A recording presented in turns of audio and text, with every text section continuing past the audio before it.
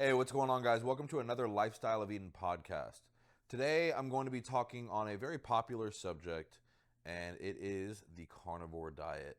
Now, I do want to do another podcast with a guest. There's a couple guests that I have in mind that I think would be awesome with this topic. Not only because of their knowledge on it, like my knowledge on it, but actually because they're doing the carnivore diet. And I think being able to have some different perspectives would be great. But I want to talk about what I do know about the carnivore diet, why it's taking place so rapidly, some flaws behind it, and just things to be careful and look out for. And I hope that, when it comes to these things, I'm not coming with a biased perspective. I'm coming with, number one, with personal experience. Number two, with scientific evidence, medically, with all of it. And number three, I just think some things that, nobody can really disagree with, honestly, unless you're just flat out arrogantly and or ignorantly devoted to certain things with the carnivore diet. Um, but, like I said, right now we're hearing so much about it. So many people are switching to it. I have people in my family that are switching over to it. I have friends that are switching over to it. I've got, all these different things. I've actually had clients with gut health issues that they just came to me and started with me. But if it wasn't for them finding me, they were going to switch to the carnivore diet. And basically, let's talk about what the carnivore diet is. Okay, so a few years back, the carnivore diet was simple: no fruits, no vegetables, no nothing but meat and eggs. That's it. Like, literally, that's it. Now, I won't name the man, but there is a man that is pretty rapidly well known right now. He's going pretty viral, and he preaches about like 4 or 5 food groups with this carnivore diet. It's meat, raw dairy, honey, fruit, and organs like liver, kidney, heart, things like that. And I think there's a lot of stuff that this guy says that's actually pretty awesome stuff. But there's other stuff when he talks, he literally will tell you, like, he'll name certain vegetables and vegetables in general and just say they're trash, you don't need them, and blah, blah, blah. And honestly, I think that this is where things go too far. But it's the extremism that get people followings, right? Because you're dividing a line in the sand, and you're either going to have people on one end or the other. And on both ends, there's going to be a lot of people. So it's why the extreme people always get the big followings. It's too far, though. But the reason that people are switching over to the carnivore diet is for one of two reasons. I have actually found out through my studies, through scientific literatures, medical literatures, and doctors' actual words. It comes down to being pretty simple. The first one is the shorter one, so I'll go there first. People are eating things like fruits, vegetables, nuts, and seeds, as well as meat, fish, eggs, all these other things. Like, for me, I have tons of fish in my diet. I have meat in my diet. Like, tonight for my off meal for the week, I'm gonna grill up some steaks. A couple times a week, I have some 99% lean ground turkey. I might do chicken here or there, but it's a lot of fish: mahi mahi, salmon, ahi tuna steaks. I do eggs and egg whites and stuff like that. But I also do my fruits, vegetables, nuts, seeds. Oils, omega-3 oils like macadamia oil, coconut oil, extra virgin olive oil, things like that. But the reason that a lot of people are switching over to this is they will tell you, well, when I eat those things, I end up getting sick. But whenever I switch to the meat diet, all of my pain in my joints go down. All of my inflammation goes down. I start sleeping well. They have real, like, beneficial feelings to eating this. So it's not like we're denying it and saying, well, no, you're not really getting that. No, they really are. Their joint pain really is going away. Their stomach aches are really going away. The problem is it's deceptive. You don't realize why they're going away. And like I said, I'm going to talk on 2 topics today. This first one, though, why this is happening. The doctors and medical literatures have come to a conclusion that in the United States, the reason this is happening is because our fruits and vegetables, which, by the way, are the healthiest foods for you on the planet, because they're the only foods. No animal product has prebiotic fiber in it. Prebiotic fiber is only in fruits, vegetables, and nuts and seeds. And so this is the healthiest food on the planet because it's prebiotic for the probiotic gut microbes in your gut microbiome, which therefore produce postbiotic short-chain fatty acids like butyrate and all of these anti-inflammatory properties. So why is it that the healthiest foods on the planet are causing them to be sick, and then when they stray away from the healthiest foods on the planet and eat something that if you only eat that, it's going to cause you colon cancer and heart disease and atherosclerosis, like only eating meat, like that's all you're eating? How is that making them feel better? Number one, they are feeling better, at least for the short term, but scientifically, it's actually impossible. So how do we balance this? What does this even look like? The reason they are actually feeling better, the doctors are coming out with saying, is because in the United States, we have two problems with our fruits and vegetables. Number one, they are up to 92% deficient in nutrients. Number two, they are absolutely and utterly smothered and covered in pesticides that are killing people. So eating all of these pesticides and these nutrient deficient foods are actually causing stomach issues.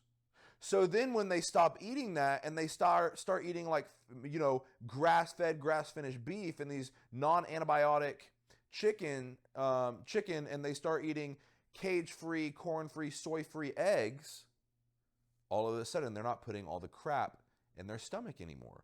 No wonder they're starting to feel better. But like I said, in the long term, what is this going to cause? Colon cancer. It's going to be, because you're having no fiber. Colon cancer. It's going to cause atherosclerosis, which is like fat buildup in your veins. It can lead to heart attack, heart disease, and that's a fact, by the way. That is a scientific, medical, nutritional fact. If that's all you're eating and you're eating it to that amount. So it's not actually that, oh, this carnivore diet's healing me. It's no, I'm just not putting a bunch of pesticidal food in my body. And this is only really in the United States of America. We have 30 different foods and things over here in the United States that's actually illegal in other countries. We have GMO that we consider normal. We think eating grapes with no seeds is normal. Watermelon with no seeds is normal. That's GMO. It's a genetically modified organism. Did you know in other countries, you will actually go to prison for a felony if you grow GMO? It is that unhealthy for you.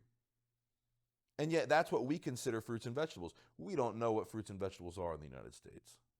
We don't know what health is in the United States. Like I said, we have over 30 foods that are felonies in other countries, sitting on our shelves, being fed to our kids and adults for that matter. But this is the reason, this is one of the two reasons why they think they're feeling better. But the reality is they're not actually getting better. They're just stopping putting all this different stuff. So you have reasons, things that you have to do. Start buying organic where there's less pesticides, where there is 92% more nutrients in the foods, growing your own foods, these different things. And the second issue is really the main issue, which really goes along with the first, because it could be caused by the first or exacerbated by the first. But the second issue is pretty simple, and it's the fact that they have a gut microbiome issue. They have leaky gut. They have SIBO. They have H. pylori. They have gut dysbiosis, which means high or low commensals. Commensals are good bacteria. High or low is bad. You need them right. They have parasites. They have worms. They have all these different things. They have an overdriven immune system or an underdriven immune system. An IgA, immunoglobulin A, which is the number one defense mechanism for your immune system in your gut microbiome. They have a gut issue. Now, here's the thing. You have to understand something, especially as it pertains to leaky gut. But in any of these gut issues, but we'll start with leaky gut, is if you have leaky gut, you have what's called tight junctions like this in your intestines. And your tight junctions are meant to be like this to where food stays on the inside. But when you have leaky gut, you start to open those tight junctions. And now look, you have space in between here for the food to slip out into your bloodstream where food is not meant to slip out to. When that happens, your body automatically triggers an immune response, which if it's chronic will turn into an autoimmune disease because your immune system is in hyperdrive. And you start having all of these food intolerances, food allergies, your stomach starts hurting, all these different things. And when you eat the fibrous foods that are the healthiest foods for you on the planet, the fiber is too strong for your gut microbiome to break down because it's compromised. It is the only time where fibrous foods are actually bad for you. The healthiest foods become bad for you because your gut is compromised. Why? Because the fiber is very tough for your body to digest. So it's why we have to put people on non-fibrous foods. Rather than brown rice, we'll put you on white rice. Rather than oatmeal, we'll put you on cream of rice. We don't even use potatoes. We definitely don't use sweet potatoes, but we don't use potatoes. If we do, it's a white potato with no skin. We start doing these different things as well as an anti-inflammatory diet to be easier on the gut. We give you certain supplements to close up those tight junctions and to heal the leaky gut. And then after this, we start doing the re-inoculation, where I can start introducing 1 or 2 fibrous foods back to your diet. I've done this many times with clients. I've done it with myself. And now all of a sudden you're able to start eating these things again. Or if you have SIBO, okay, you need low FODMAP foods. But the problem is you're eating things like dates, you're eating grapes, you're eating asparagus, you're eating, cruciferous vegetables like broccoli, cauliflower, spinach, kale, cabbage, all these different things. You're eating all these different things that your body cannot handle. And so therefore you're still having the gut, or you're still having a response. So you remove all those things and you think, oh, now I'm not having any of those issues. And so the meat is the cure. It's the answer. It's not the cure. It's not the answer. You need to fix the gut microbiome, and you need to be able to eat these fibrous prebiotic foods because they're anti-inflammatory and they're life prolonging. This is a fact. So scientifically, it literally doesn't make sense. The carnivore diet alone does not make sense. Like I said, am I telling you to stop eating meat? No. I literally just told you I eat meat and fish every day, eggs every day. But what I'm saying is if that's all you're going to eat and you're going to switch to that, sure, you're trying to put a Band-Aid and you're trying to really hide from the real issue here. That it could be either from the pesticides and that you need to clean up your food, or that you most likely have a gut microbiome issue. Now, could that gut microbiome issue be caused by the first? Sure. Or exacerbated by the first? Sure. But most likely, you have a gut microbiome issue. And people are not addressing that gut microbiome issue. Number one, because they might be ignorant. Number two, because the doctors can't fix it. They're just wiping out your bad bacteria, but they're also wiping out your good bacteria and not building you back up. You can't fix leaky gut with supplements, with medicine. It's got to be with proper supplementation. It's a functional fix with nutrition, lifestyle, and functional supplements and vitamins and nutrition protocols. And then, like I said, the SIBOs, the H. pylori, a lot of these things are actually antibiotic resistant. So we're looking at the wrong thing, and people are teaching the wrong things, and then we look at people's followings on Instagram and say, oh, they have a lot of followers, they must know what they're talking about. When you understand that this is a compromised gut microbiome, which most people have today in 2024, if you get a GI map, I guarantee you're probably going to have some type of gut issues. You get a gut zoom, basically, you're going to show some GI issues. You fix those issues, you re-inoculate the gut properly, and you go through a 5R protocol, like what I take my clients through, and you're probably going to start healing completely and being able to eat these foods and realizing the carnivore diet doesn't heal anything.